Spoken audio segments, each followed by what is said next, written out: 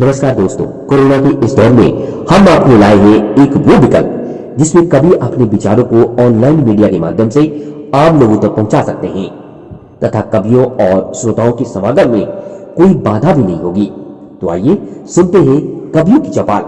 This program is sponsored by Jindal Steelworks, JSW, Start Strong Grow Stronger, B6, MIDC Tarapur, Maharashtra 401506। नमस्कार दोस्तों, आज हम फिर से हाजिर हैं कार्यक्रम कवियों की चौपाल में। मित्रों, आपको सबको पता है केसीएन क्लब और केसीएन हेडलाइन के संयुक्त प्रयास से केसीएन क्लब की उप शाखा निर्झरणी द्वारा जो कोरोना काल में व्यथित स्थिति में साहित्यकारों, कवियों, रचनाकारों द्वारा उनके उत्कृष्ट कला एवं साहित्य को प्रदर्शित करने में तकलीफ हो रही है, उस कमी को पूर्ण करने के लिए संस्था ने यह कार्यक्रम नियोजित किया है। कार्यक्रम का 19वां अंक आज प्रसारित हो रहा है। आप सबके अटूट प्रेम और सहयोग के कारण यह कार्यक्रम निरंतरता बना पाया है। दर्शकों ने भी अटूट अप्रतिम सहयोग दिया है। इसके लिए आप सबका बहुत बहुत आभार। और केसीएन क्लब की निर्झरणी कवियों की चौपाल में आप सभी का बहुत बहुत स्वागत है। मित्रों, आज हमारे साथ कई अनमोल रचनाकार कवि हैं जो अपनी अच्छी अच्छी रचनाएं, अपने अच्छे अच्छे विचार, बेहतरीन संकलन आपके लिए लेकर आए हैं। आज मैं उन सब को आपको सुनाऊंगा। खाली आप हमारे साथ जुड़े रहिए कार्यक्रम के अंत तक। अब कार्यक्रम की शुरुआत में मैं सबसे पहले जिनको बुलाने जा रहा हूं, उनके सम्मान में 2 लाइन कहना चाहूँगा। हम अल्फाजों को ढूंढते रह गए, हम अल्फाजों को ढूंढते रह गए, और वो हैं कि आँखों आँखों में गज़ल कह गए, और वो हैं कि आँखों आँखों में गज़ल कह गए। आप समझ गए होंगे मैं इस अरदास के साथ जिनको बुलाना चाहता हूँ, डॉक्टर उमेश चंद शुक्ला जी को। हेडलाइन के नंदन मिश्र त्यागी जी कवियों की चौपाल में आमंत्रित किया, इसके लिए उनको हार्दिक धन्यवाद। कवियों की चौपाल निर्झरणी के अंतर्गत इसी तरीके से कल कल प्रवाहित रहे। मैं डॉक्टर उमेश चंद्र शुक्ल, अध्यक्ष हिंदी विभाग, महर्षि दयानंद कॉलेज परेल, मुंबई। आइए एक मुक्तक से अपनी बात मैं कहता हूं। रोशनाई का रंग चटक चढ़ा रहे, रोशनाई का रंग चटक चढ़ा रहे, कागज का पट सदा खुला रहे। रोशनाई का रंग चटक चढ़ा रहे, कागज का पट सदा खुला रहे। तोप, तीर, तलवार, बारूद हारेगा। रोशनाई का रंग चटक चढ़ा रहे, कागज का पट सदा खुला रहे। तोप, तीर, तलवार, बारूद हारेगा। लेखनी से गहरा रिश्ता बना रहे, लेखनी से गहरा रिश्ता बना रहे, लेखनी से गहरा रिश्ता बना रहे। आइए मित्रों, हिंदी गजल की तरफ चलते हैं। अस्तित्व हमारा रहे ना रहे, संग सदा सच का गहना। अस्तित्व हमारा रहे ना रहे, संग सदा सच का गहना। साथी जब कुछ कहना हो तो, साथी जब कुछ कहना हो तो सच सच ही कहना। अस्तित्व हमारा रहे ना रहे, संग सदा सच का गहना। साथी जब कुछ कहना हो तो सच सच ही कहना। गहर तिमिर से लड़ते लड़ते, गहन तिमिर से लड़ते लड़ते दीपक कभी न थकता। सच का सूरज अंधकार से विजयी होगा कहना। गहन तिमिर से लड़ते लड़ते दीपक कभी न थकता। सच का सूरज अंधकार से विजयी होगा कहना। भ्रमित दिशाएं अंधकार, घनी तमस अमावस्या रजनी। भ्रमित दिशाएं अंधकार, घनी तमस अमावस्या रजनी, बढ़ो जवानों कदम मिलाकर भास्कर की गति कहना, अस्तित्व हमारा रहे ना रहे संग सदा सच का गहना, साथी जब कुछ कहना हो तो सच सच ही कहना। गहन तिमिर से लड़ते लड़ते दीपक कभी न थकता, सच का सूरज अंधकार से विजयी होगा कहना, सच का पाठ पढ़ाया बचपन, सच का पाठ पढ़ाया बचपन, बचपन कभी न खोना। सच का पाठ पढ़ाया बचपन, बचपन कभी न खोना। झूठे के संग झूठ कभी ना कहना। सच का पाठ पढ़ाया बचपन, बचपन कभी न खोना। झूठे के संग झूठ कभी ना कहना। भूख बीमारी लाचारी बदहाली, भूख बीमारी लाचारी बदहाली, हालात बदल जाएंगे। भूख बीमारी लाचारी बदहाली, हालात बदल जाएंगे। फाका मस्ती में जीना, मत भूख भूख तुम कहना। भूख बीमारी लाचारी बदहाली, हालात बदल जाएंगे। फाका मस्ती में जीना, मत भूख भूख तुम कहना। अस्तित्व हमारा रहे ना रहे संग सदा सच का गहना, साथी जब कुछ कहना हो तो सच सच ही कहना। गहन तिमिर से लड़ते लड़ते दीपक कभी न थकता, सच का सूरज अंधकार से विजयी होगा कहना।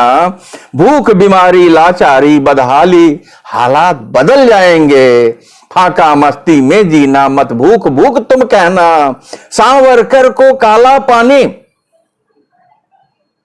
गौर फरमाइएगा, सावरकर को काला पानी, गांधी को मारी गोली। सावरकर को काला पानी, गांधी को मारी गोली। फांसी चढ़े भगत सिंह, झांसी की कहानी कहना। सावरकर को काला पानी, गांधी को मारी गोली। फांसी चढ़े भगत सिंह, झांसी की कहानी कहना। अस्तित्व हमारा रहे ना रहे सदा संग सच का गहना, साथी जब कुछ कहना हो तो सदा सच सच ही कहना। गहन तिमिर से लड़ते लड़ते दीपक कभी न थकता, सच का सूरज अंधकार से विजयी होगा कहना। सावरकर को काला पानी, गांधी को मारी गोली। फांसी चढ़े भगत सिंह, झांसी की कहानी कहना। मरता नहीं कभी भी सच, कितना बारूद बिछा हो। गौर फरमाइएगा मित्रों, मरता नहीं कभी भी सच, कितना बारूद बिछा हो। बीज मंत्र को गांठ बांध ले, सच की तपिश ही कहना। मरता नहीं कभी भी सच, कितना बारूद बिछा हो। बीज मंत्र को गांठ बांध ले, सच की तपिश कहना। अस्तित्व हमारा रहे ना रहे संग सदा सच का गहना, साथी जब कुछ कहना हो तो सच सच ही कहना। मक्ते का शेर देखिए, अग्नि स्नान का संकल्प सिद्ध हो, अग्नि स्नान का संकल्प सिद्ध हो, उमेश आगे बढ़ना। अग्नि स्नान का संकल्प सिद्ध हो, उमेश आगे बढ़ना। मां का मस्तक ऊंचा रखना, सदा सत्य ही कहना। अस्तित्व हमारा रहे ना रहे संग सदा सच का गहना, साथी जब कुछ कहना हो तो सच सच ही कहना। मां का मस्तक ऊंचा रखना, सदा सत्य ही कहना। मां का मस्तक ऊंचा रखना, सदा सत्य ही कहना। मित्रों नमस्कार, हार्दिक धन्यवाद। बहुत ही सुंदर रचना डॉक्टर उमेश चंद्र शुक्ला जी ने सुनाई। हिंदी साहित्य के प्रबुद्ध साहित्यकारों में शुक्ला जी का नाम आता है और हिंदी साहित्य से संबंधित किसी भी विषय पे हमारी आवश्यकताओं के लिए वो परिपूर्ण रहते हैं। अपनी रचनाओं में वास्तविक स्थिति, सामाजिक जो तकलीफ़ें हैं उनको पिरोने का प्रयास करते हैं। मार्गदर्शन भी उनके रचनाओं में दिखता है। आज भी उसी की प्रस्तुति उन्होंने दिया। अस्तित्व हमारा रहे न रहे संग सदा सच का गहना, संग सदा सच का गहना रहे। इस तरह से उन्होंने सच्चाई को अपने अटूट जीवन में बांधने के लिए जो एक संदेश दिया है रचना के माध्यम से, वह अप्रतिम है और बेहद ही सराहनीय है। डॉक्टर साहब के सहयोग के लिए संपूर्ण निर्झरिणी टीम बहुत बहुत आभारी है। कार्यक्रम को आगे बढ़ाते हुए मैं कार्यक्रम के अगले कवि को बुलाने से पहले उनके सम्मान में 2 लाइन कहूँगा। वक्त से लड़कर जो नसीब बदल दे, वक्त से लड़कर जो नसीब बदल दे, इंसान वही जो अपनी तकदीर बदल ले, इंसान वही जो अपनी तकदीर बदल ले। कल क्या होगा कभी मत सोचो, कल क्या होगा कभी मत सोचो, क्या पता कल खुद ही वक्त अपनी तस्वीर बदल दे, क्या पता कल खुद ही वक्त अपनी तस्वीर बदल दे। मैं अब बुलाने जा रहा हूँ कवि संजय सिंह चंदन को, जो एक अच्छे कलाकार तो हैं ही, एक अच्छे संगठक हैं। कला एवं साहित्य जगत की कई संगठनों से जुड़े हुए हैं और आज अपने संग्रह में हमारे लिए क्या लाए हैं, आइए सुनते हैं। परम प्रिय मित्रों, केसीएन क्लब की संस्था निर्झरिणी द्वारा आयोजित आज के काव्य गोष्ठी में हमारी आज की कविता का एक अंश है, जिसका शीर्षक है दिया की बाती बन जलकर प्रकाश फैलाते गुरुवर हैं। दिया की बाती बन जलकर प्रकाश फैलाते गुरुवर हैं, ये हमारा शीर्षक है। तो मैं अपनी कविता आज प्रस्तुत कर रहा हूँ।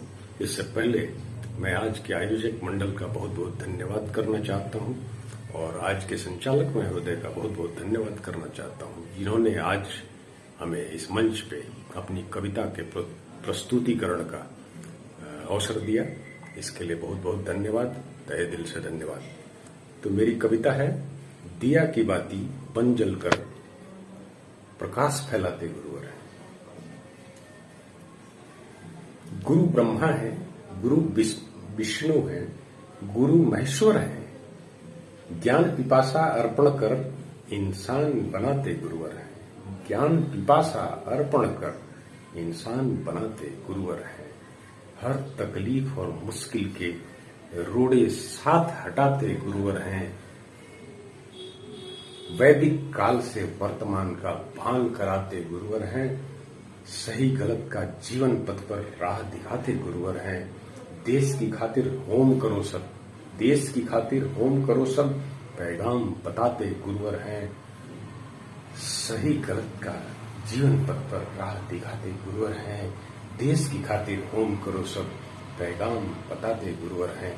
गुरु ज्ञान से सिंचित कर सम्मान बढ़ाते गुरुवर हैं। अंधकार अज्ञान मिटाएं, पत्थर को हीरा सा बनाएं, यह अभिमान ही गुरुवर हैं, यह अभिमान ही गुरुवर हैं। गुरु सारथी, गुरु परमार्थी, गुरु धर्मार्थी, ज्ञान समुंदर गुरुवर हैं। गुरु सारथी, गुरु परमार्थी, गुरु धर्मार्थी, ज्ञान समुंदर गुरुवर हैं। गुरु पूर्णिमा पर ईश्वर कहते संपूर्ण ब्रह्मांड ही गुरुवर हैं, संपूर्ण ब्रह्मांड ही गुरुवर हैं। यानी पूरे ब्रह्मांड का ज्ञान गुरु के पास है। यही इनका हमारे गुरु को समर्पित आज का कविता है। धन्यवाद। गुरु पूर्णिमा के नजदीक गुरु महत्व को समझाने का और गुरु की महिमा को बताने का प्रयास किया कवि संजय सिंह जी ने। बेहतरीन रचना और एक बेहतरीन प्रयास, बेहद ही मृदुल स्वभाव के व्यक्तित्व, झारखंड प्रदेश से जुड़े हैं वो। सामाजिक चेतना मंच कला एवं साहित्यिक संगठन के संयोजक के रूप में प्रचलित चंदन जी बेहद ही सरल व्यक्तित्व हैं और आज निर्झरिणी के पटल पर उन्होंने अपनी उपस्थिति दर्ज कराई। मैं बहुत बहुत आभार व्यक्त करता हूं और आशा करता हूं कि ऐसे ही निरंतर अपना स्नेह और प्रेम इस मंच को देते रहेंगे। कवियों की चौपाल कार्यक्रम वास्तव में हिंदी साहित्य, कविता, गीत, गज़ल और मूल भारतीय रचनात्मक विषयों को कहीं कहीं जो छुप गए हैं आम जनमानस में उसको प्रचलित करने के लिए, प्रचारित करने के लिए, हर गुनगुनाहट तक उसको पहुंचाने के लिए यह प्रयास कर रही है। मैं इस प्रयास में सभी सहयोगियों का बहुत बहुत आभार व्यक्त करता हूं और कार्यक्रम को आगे बढ़ाते हुए मैं अगले कवि को बुलाने से पहले उनके सम्मान में 2 लाइन कहना चाहूँगा। शानदार जिंदगी जीने के 2 ही तरीके हैं नटवर। शानदार जिंदगी जीने के 2 ही तरीके हैं नटवर।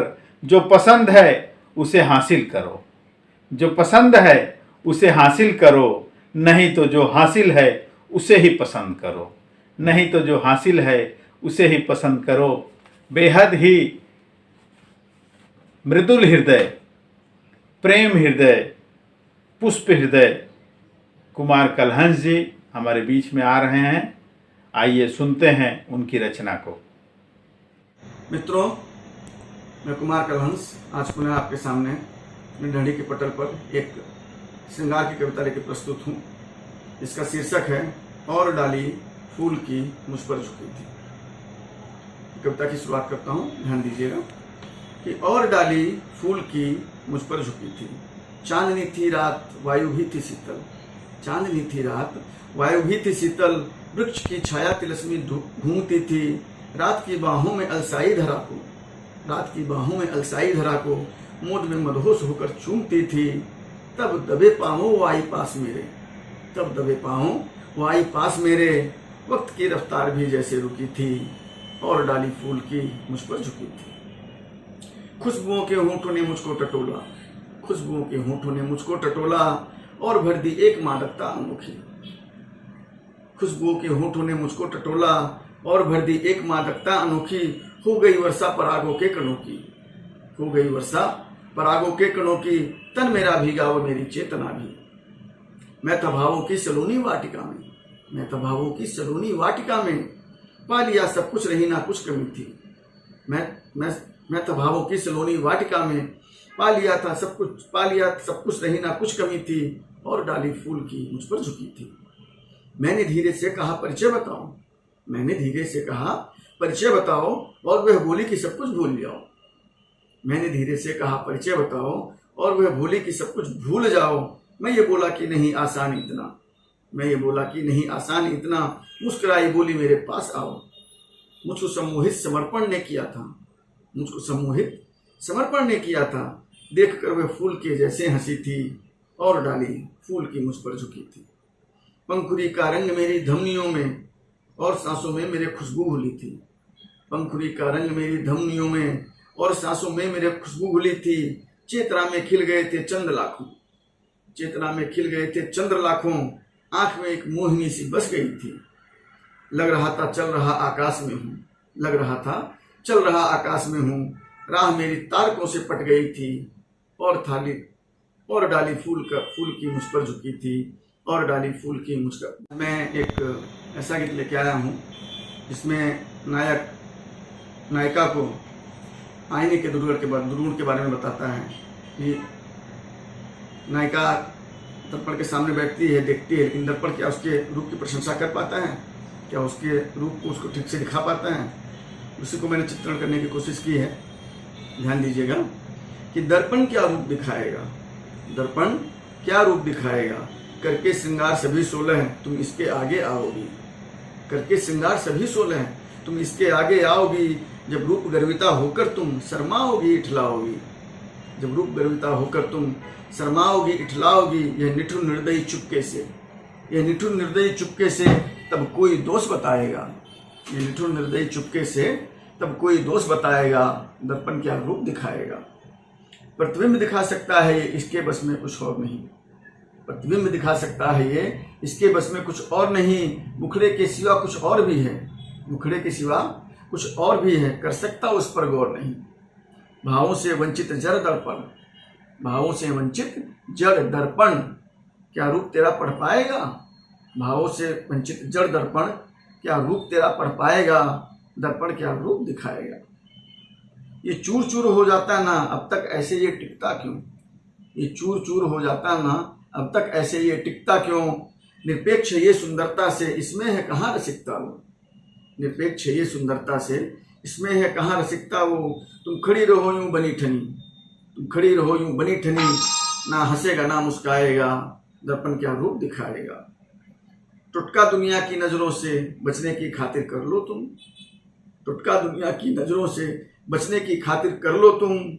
ना कहेगा एक तिल काजल का अपनी ठोड़ी पर रख लो तुम, ना देखेगा ये बाट तेरी, ना देखेगा ये बाट तेरी, ना ही ये तुझे बुलाएगा, दर्पण क्या रूप दिखाएगा। अंतिम बंध है कि तू भी अनभिज्ञ रही जिससे वह रूप है तेरा छुपा हुआ, तू भी अनभिज्ञ रही जिससे वह रूप है तेरा छुपा हुआ। है रूप का तेरे महाकाव्य मेरे नैनों में लिखा हुआ, तू भी अनभिज्ञ रही जिससे वह रूप है तेरा छुपा हुआ। है रूप का तेरे महाकाव्य मेरे नैनों में लिखा हुआ। इसमें अपनी छवि देखो तुम, इसमें अपनी छवि देखो तुम, कोई दोष नजर ना आएगा। इसमें अपनी छवि देखो तुम, कोई दोष नजर ना आएगा, दर्पण क्या रूप दिखाएगा, दर्पण क्या रूप दिखाएगा। मित्रों, दर्पण क्या रूप दिखाएगा, यह निठुर निर्दयी चुपके से तब कोई दोष बताएगा।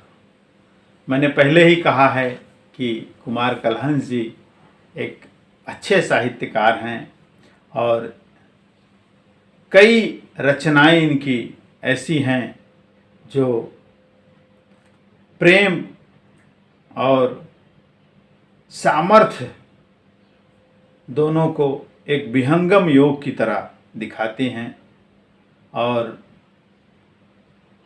एक मृदुल प्रेम के इस वक्तव्य तक पहुंचने के लिए विचारधारा की जो मूलता है वह हमारे कुमार कलहंस जी के अंदर है और जो विचार शक्ति से वह प्रेम और स्नेह की कविताओं को लिखते हैं, उसके लिए कवियों की चौपाल मंच से मैं साधुवाद देता हूं और आशा करता हूं कि आपका सहयोग इस मंच को निरंतर मिलता रहेगा। बहुत बहुत आभार। कार्यक्रम को आगे बढ़ाते हुए मैं अगले कवि को जिनको बुलाना चाहूँगा उनके सम्मान में 2 शब्द कहूँगा, लेकिन उससे पहले कहूँगा कि वर्तमान स्थिति में भारतीय कामगारों की स्थिति, भारतीय कामगारों की दुर्दशा, उनके साथ होने वाले अन्याय, इन विषयों को अपनी रचना के रूप में प्रदर्शित करने वाले कवि जो हमारे अगले अतिथि हैं, उनके सम्मान में हम 2 शब्द बोलते हैं। मिल ही जाएगी मंजिल, मिल ही जाएगी मंजिल, भटकते भटकते नटवर। मिल ही जाएगी मंजिल, भटकते भटकते नटवर। गुमराह वो हैं जो घर से निकले ही नहीं, गुमराह वो हैं जो घर से निकले ही नहीं। आप समझ गए होंगे, मैं बुलाने जा रहा हूं भोलानाथ तिवारी मूर्धन्य जी को। नमस्कार, मैं भोलानाथ तिवारी मूर्धन्य पूर्वांचली आपकी अदालत में पेश हूँ। मित्रों, आज मुंशी प्रेमचंद जी का 141वां जन्मदिन है। इस शुभ अवसर पर मैं उन्हें नमन करता हूँ, वंदन करता हूँ और अभिनंदन करता हूँ ऐसे महापुरुष कथाकार को जिनकी रचनाएं आज भी अमर हैं लोगों के दिल दिमाग। आज के इस चौपाल में माननीय त्यागी साहब को मैं हृदय से शुभकामनाएं और बधाइयाँ देता हूँ, जिनके भगीरथ प्रयत्न से यह कार्यक्रम चौपाल का निरंतर बढ़ता जा रहा है और बढ़ता जाए, यही शुभकामना है। कुछ इस तरह से अल्लाह करे जोरी कलम और भी ज़्यादा। मित्रों, एक छोटी सी रचना हमारी पेश है आपकी अदालत में। शीर्षक है मंच कुछ और है। मंच कुछ और है, काम कुछ और है, नीम पेड़ पर लगा आम का बौर है। राजनीति तर्ज पर जिसने भी नृत्य किया, आज के दौर में वही सिरमौर है, आज के दौर में वही सिरमौर है। अकिंचन सा कामगार कुढ़ता है बार बार, ठोकर हजार बार खाता पुरजोर है। मेहनत कश मजदूरों को मिलती है ठोकरें, भूखे किसान घर उम्मीद का गौर है। मंच कुछ और है, काम कुछ और है, नीम पेड़ पर लगा आम का बौर है। राजनीति तर्ज पर जिसने भी नृत्य किया, आज के दौर में वही सिरमौर है, आज के दौर में वही सिरमौर है। अकिंचन सा कामगार कुढ़ता है बार बार, अकिंचन सा कामगार कुढ़ता है बार बार, ठोकर हजार बार खाता पुरजोर है। मेहनत कश मजदूरों को मिलती है ठोकरें, भूखे किसान घर उम्मीद का कौर है। मंच कुछ और है, काम कुछ और है, नीम पेड़ पर लगा आम का बौर है। राजनीति तर्ज पर जिसने भी नृत्य किया, आज के दौर में वही सिरमौर है। तनाव गुमनाम है, चुनाव में लगाव है। तनाव गुमनाम है, चुनाव में लगाव है। दाम बढ़े तेल का ये वीरता का शौर है। तनाव गुमनाम है, चुनाव में लगाव है। दाम बढ़े तेल का ये वीरता का शौर्य है। वादे तुम्हारे किस गली में छुपे हैं, वादे तुम्हारे किस गली में छुपे हैं। क्या सताना निरीह को बाकी कुछ और है। मंच कुछ और है, काम कुछ और है, नीम पेड़ पर लगा आम का बौर। मंच कुछ और है, काम कुछ और है। मैंने पहले ही कहा था, कामगारों से संबंधित जो उनके हृदय के अंतर जलती हुई लौह अग्नि को प्रदर्शित करने का प्रयास करते हैं हमारे कवि भोलानाथ तिवारी जी। आज भी उन्होंने अपनी रचनाओं में आम नागरिक के, आम कामगार के, मजदूर की जो आवाज़ है, उसकी जो व्यथा है, उसको बताने का प्रयास किया है। मैं बहुत बहुत आभार व्यक्त करता हूँ। उन्होंने अपनी रचनाओं के साथ कल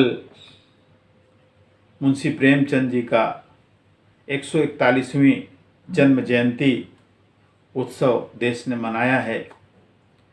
साहित्य रचना के क्षेत्र में मुंशी प्रेमचंद जी का जो स्थान है, जो उनका दर्जा है, वह अप्रतिम है, अद्वितीय है। उसको ऐसे ही किसी और को नहीं दिया जा सकता। मुंशी प्रेमचंद जी के विषय में मैं एक तथ्य जरूर कहना चाहूँगा। मैं उनका सेवक हूँ, उनकी रचनाओं को मैं निरंतर हृदय से लगाता हूँ। गोदान है, गमन है, मंत्र है, कफन है, कई ऐसे साहित्यिक रचनाएं उन्होंने दी हैं जो उनके बहुमुखी व्यक्तित्व को प्रदर्शित करते हैं। मित्रों, रचनाकार अगर किसी भी जीवन में अपने आप को नहीं उतारता है तो वह उसको नहीं लिख सकता है। तो मेरा ये मानना है कि मुंशी प्रेमचंद्र जी पूरे विश्व के एक ऐसे रचनाकार हैं जो हर व्यक्तित्व में अपने आप को उन्होंने जिया है। उन्होंने हर धर्म के व्यक्ति में अपने आप को जिया है। जब उन्होंने कफन लिखा होगा, उस व्यथा को उन्होंने ईदगाह लिखा होगा, तो उस स्थिति में उन्होंने अपने आप को जिया होगा। एक बच्चे से लेके एक बुजुर्ग तक की जीवनी, एक आम समाज से लेकर खास समाज तक के व्यक्तित्व के जो विचार हैं, उनको उन्होंने अपने पटल पर प्रस्तुत करने का प्रयास किया। तो यह एक बहुमुखी वृत्ति और सोच, अलौकिक प्रतिभा का ही नतीजा हो सकता है। ऐसे महान कवि को हम इस मंच से सत सत नमन करते हैं। और कार्यक्रम को आगे बढ़ाते हुए मैं अगले कवि को बुलाने के लिए उनके सम्मान में मैं 2 लाइन कहूँगा। जो लोग फ़कीरी मिजाज रखते हैं, जो लोग फ़कीरी मिजाज रखते हैं, वो ठोकर में ताज रखते हैं। जो लोग फ़कीरी मिजाज रखते हैं, वो ठोकर में ताज रखते हैं। जिनको कल की फिक्र नहीं, जिनको कल की फिक्र नहीं, वो मुट्ठी में आज रखते हैं, वो मुट्ठी में आज रखते हैं। मैं बुलाने जा रहा हूँ युवा कवि, साहित्यकार, गद्य एवं पद्य के सम्मिश्रण की एक बहुमुखी प्रतिभा और एकदम युवा, एक अच्छे रचनाकार पवन कुमार जी को, जो उत्तर प्रदेश के भदोही से हैं। मैं उनकी रचनाओं के लिए उनको मंच पर बुलाना चाहूँगा। नमस्कार मित्रों, मैं पवन मिश्रा भदोही उत्तर प्रदेश से एक युवा लेखक के रूप में, युवा कवि के रूप में आप सब जानते हैं। केशियन हेडलाइंस में पिछले 3-4 बार मेरी कविताएं आ चुकी हैं और केशियन हेडलाइंस को बहुत बहुत धन्यवाद देता हूं। हम सभी युवा कवियों के लिए एक अच्छा प्लेटफॉर्म बनाए हैं। नंदन मिश्र जी को धन्यवाद देता हूं। तो आइए, आज की कविता का शीर्षक है अंतिम मुलाकात। अंतिम मुलाकात कोरोना महामारी के ऊपर है, जिसमें हम सभी ने अपने बहुत सारे शुभचिंतकों को खो चुके हैं, उनके याद में ये है। तो आइए स्टार्ट करते हैं। अंतिम मुलाकात शीर्षक है। ना तेरा पता है ना मेरा पता है, ना तेरा पता है ना मेरा पता है, असल जिंदगी में मुलाकात कितनी, ना तेरा पता है ना मेरा पता है, असल जिंदगी में मुलाकात कितनी।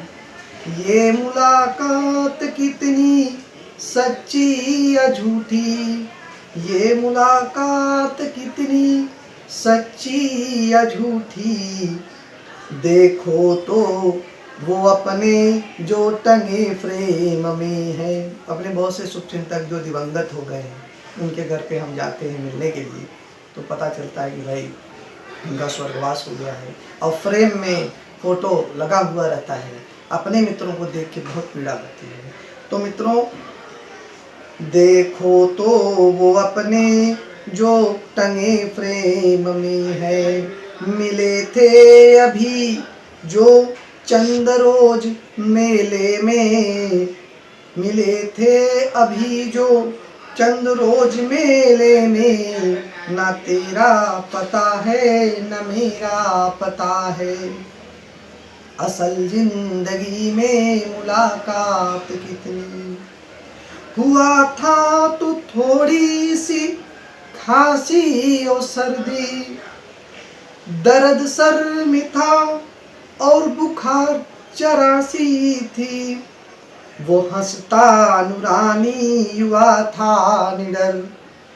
एक लड़का, युवा लड़का जो बनारस शहर का था, जो कि रोटी बैंक चलाता था। बनारस शहर में गलियों में भूखों किसी को सोने नहीं देता था, सबको खाना खिलाता था। उसको रोटी बैंक वो चलाते थे। ऐसे नौजवान के लिए 2 लाइन मैंने लिखा है कि वो हंसता नूरानी युवा था निडर, था काशी के गलियों का शहजादा वो, था काशी के गलियों का शहजादा वो, सेवक था जो सच्चा मजलूमों का, सेवक था सच्चा जो मजलूम का, वो भी कोरोना में पकड़ा गया, वो भी कोरोना में पकड़ा गया। हे ईश्वर तुझे क्यों न आई दया, हे ईश्वर तुझे क्यों न आई दया, इस दयावान को तुमने क्यों ले लिया, इस दयावान को तुमने क्यों ले लिया। ये अंतिम मुलाकात उसकी रही, ये अंतिम मुलाकात उसकी रही। बाबा काशी के नगरी में चिता जल गई। ना तेरा पता है न मेरा पता है, असल जिंदगी में मुलाकात कितनी। बहुत बहुत धन्यवाद। Thank you very much. बहुत ही सुंदर रचना पवन जी ने सुनाई।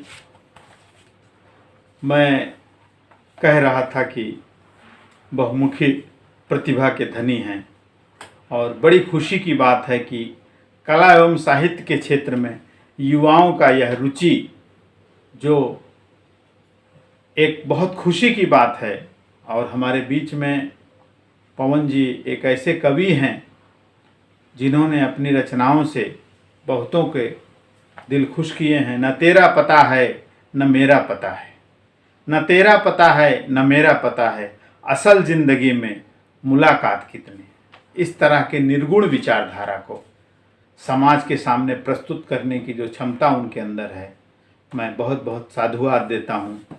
और निर्झरणी इस मंच पे आने के लिए बहुत बहुत आभार व्यक्त करता हूँ। कार्यक्रम समाप्ति की ओर है मित्रों, और जैसा कि आप सबको पता है कि कोरोना के कारण, कोविड-19 के कारण समाज में सभी के पैर बांध गए हैं। लोग अपने घरों में रुकने के लिए मजबूर हैं। परिस्थिति भी ठीक नहीं है, लोगों की स्थिति भी ठीक नहीं है, मानसिक रूप से भी लोग परेशान हैं। ऐसी परिस्थिति में हम कवियों को, हम कलाकारों को, इस तरह के मंचों को एक बहुत बड़ी जिम्मेदारी मिलती है। और मेरा ये मानना है कि निर्झरणी अपने इस जिम्मेदारी को बखूबी निभाने का प्रयास कर रही है। जो लोग अपने घरों में, अपनी परिस्थितियों में, मजबूरियों में बंधे हुए हैं, उनकी व्यथा को, उनकी स्थिति को, उनको साहस देने का काम निर्झरणी कवियों की चौपाल इस मंच के द्वारा कर रही है। मित्रों, जो साहित्यकार, रचनाकार, कवि, लेखक अपने घरों में अपनी रचनाओं को, अपने विचारों को, अपने शब्दों को संकलित करके गीत, गज़ल, शेर व शायरी, भजन, कविता के माध्यम से समाज के सामने प्रदर्शित करना चाहते हैं, सुरक्षित तरीके से कवियों की चौपाल ने, निर्झरणी ने ऐसे कवियों को एक मंच देने का प्रयास किया है। और यह 19वां अंक इस बात का प्रतीक है कि आपकी यह विचारधारा और संगठन का यह प्रयास फलीभूत हो रहा है। श्रोताओं का आने वाले जवाब, उनकी प्रतिक्रिया यह सिद्ध करती है कि आप अपने लड़ाई में अग्रसर हैं और विजय श्री आपको मिल रही है। मैं सभी कवियों को बहुत बहुत धन्यवाद दूंगा और सभी श्रोताओं को बहुत बहुत आभार व्यक्त करूंगा कि आपने इस मंच के माध्यम से कविता की, शेर व शायरी की, गीत, गज़ल, भजन की इस धारा को, इस अविरल धारा को आगे ले जाने के लिए जो भागीरथी सहयोग किया है, मैं निरंतर सदैव इस चीज़ के लिए आभारी रहूँगा। मित्रों, कार्यक्रम अंतिम दौर में है। मैं फिर से एक बार उसी प्रकार से निवेदन प्रक्रिया में आप सभी से यह निवेदन करता हूँ कि कोरोना की गाइडलाइन को पालन करते हुए घर से बाहर अनावश्यक ना जाएं। अगर जाना है तो कोरोना गाइडलाइन का ध्यान रखते हुए मास्क का उपयोग करें, सोशल डिस्टेंस का प्रयास करें। इन चीज़ों को ध्यान में रखते हुए, सरकारी गाइडलाइन को मानते हुए अपनी आवश्यकता के हिसाब से कार्य करें, अपने आप को सुरक्षित रखें, अपने समाज को सुरक्षित रखें और यही समाज ही हमारा परिवार है। मित्रों, मैं अलविदा कहने के पहले चंद लाइनें आपके याद में, आपके प्यार में, आपके इजहार के लिए अपना कहना चाहूँगा। मुश्किलें दिलों के इरादों को आजमाएंगी, मुश्किलें दिलों के इरादों को आजमाएंगी, मुश्किलें दिलों के इरादों को आजमाएंगी, आँखों के पर्दों को निगाहों से हटाएंगी, आँखों के पर्दों को निगाहों से हटाएंगी। गिरकर भी हमको संभलना होगा, गिरकर भी हमको संभलना होगा। ये ठोकरें ही हमको चलना सिखाएंगी, ये ठोकरें ही हमको चलना सिखाएंगी। मित्रों, डरना नहीं है, लड़ते रहना है। जीत हमारी सुनिश्चित है और दुश्मन हारेगा, ये मैं हमेशा कहता हूँ। और फिर से एक बार सादर प्रेम भरा आभार और अलविदा कहने का समय है, लेकिन ये निश्चित ही हम फिर से मिलेंगे अगले सप्ताह इसी समय, इसी दिन, इसी चैनल पर। तब तक के लिए हमें आदेश दें। नमस्कार, धन्यवाद।